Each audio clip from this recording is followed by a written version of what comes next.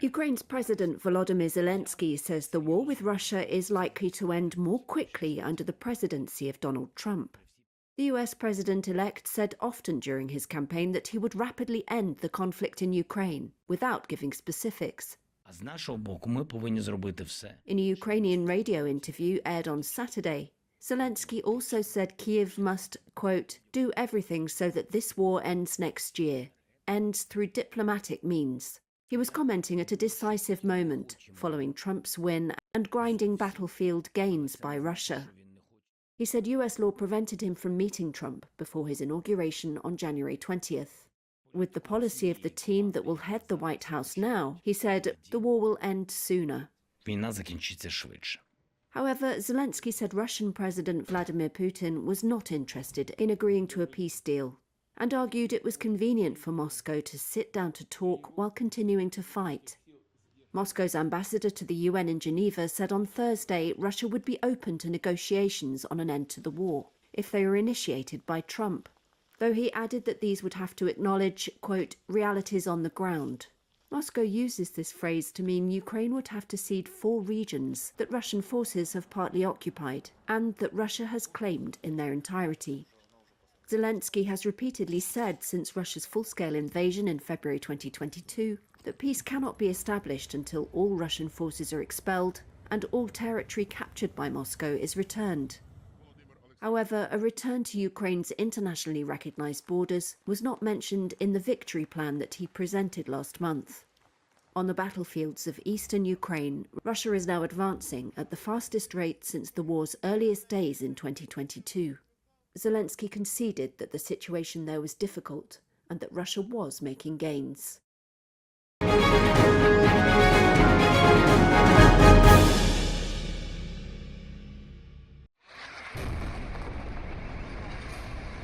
An Israeli strike leveled this building near one of Beirut's busiest traffic junctions on Friday.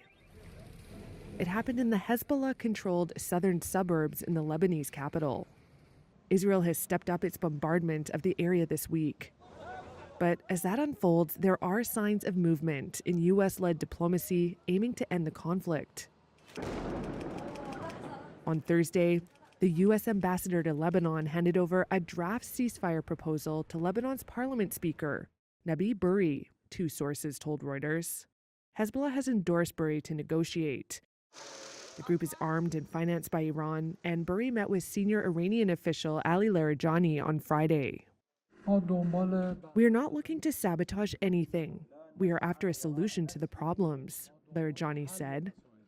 A sign that Tehran is keen to see the conflict end. Israel launched its offensive against Hezbollah after almost a year of cross-border hostilities ignited by the Gaza war. Hezbollah has kept up rocket attacks into Israel, and its fighters have been battling Israeli troops. Israel's campaign has forced more than 1 million people to flee their homes in Lebanon and has ignited a humanitarian crisis.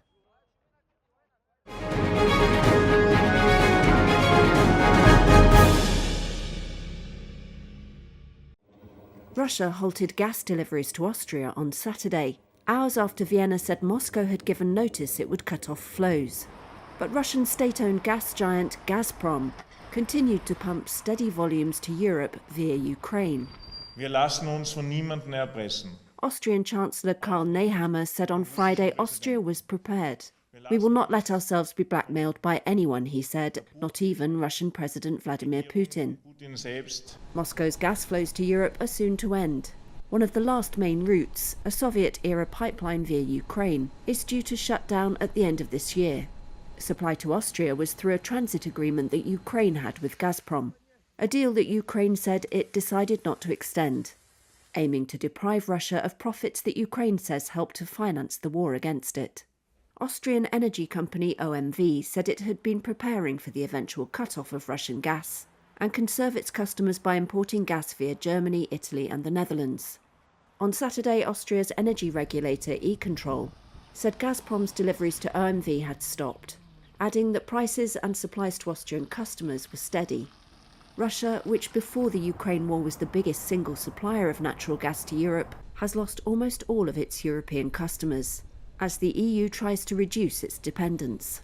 Moscow will now only supply significant gas volumes to Hungary and Slovakia. The US has become the world's top gas producer and is expected to expand production.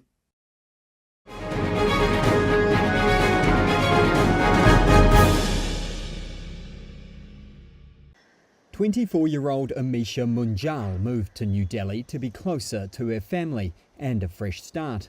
It has been anything but for the finance executive, as toxic air in the world's most polluted capital has sent her health spiralling. The hazardous haze is wreaking havoc with her allergies, resulting in relentless coughing, sore throats and breathlessness. She's been forced indoors and into a debilitating routine. I can't even go out for getting the basic groceries. I have to either order it online. I can't do a lot of exercises. I can't go to the gym. I can't go for a walk downstairs. I can't even go to the balcony to do yoga because the air is just so bad. A nebulizer and medicines have eased symptoms, but her doctor has told her to move out of the city or face severe health consequences such as pneumonia. Which is obviously very heartbreaking. Like, I have to leave my house, I have to leave the city that I've grown up in just because of the air. Air quality in northern India has deteriorated over the past week, reaching severe levels. Readings of dangerous particle matter, which can be carried into the lungs, were more than 120 times the World Health Organization's recommended levels on Wednesday morning in Delhi, IQ Air said. Ear, nose and throat consultant Dr. Munish Taneja says this is a common issue for allergy sufferers around this time of year. Every year this season is like that. Whenever people who have some sort of mild allergy, they come to Delhi, they get affected because of the pollution, and all their allergies and ENT infections and chest infections go up. So they obviously, of course I advise them if it is possible for them to move out, better to stay away from this place and stay at places where the pollution is not much. India's government has banned non-essential construction in the city and urged residents to use public transport and avoid burning coal for heating. Water with dust suppressants is being sprinkled on roads, as well as mechanised sweeping that would help settle dust. The city battles smog, a toxic mix of smoke and fog, every winter as cold air traps dust, emissions and smoke from illegal farm fires. Officials blamed high pollution, combined with humidity, becalmed winds and a drop in temperature for the smog.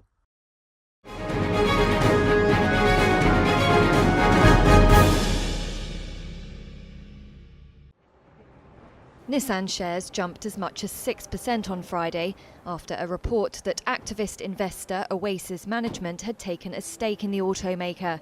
Nissan's shares had also jumped on Tuesday after a filing showed an entity related to activist Effissimo Capital Management had also invested.